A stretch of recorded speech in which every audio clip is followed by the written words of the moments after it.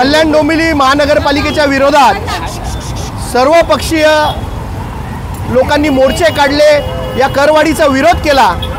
परंतु कल्याण डोंबिवली महानगरपालिकेच्या गेंड्याच्या कातडीच्या प्रशासनाला कुठली जाग आलेली दिसत नाही आणि कल्याण डोंबिवली महानगरपालिकेच्या प्रशासनाने आज लोकांना वाढीव कराची बिलं पाठवलेली आहेत।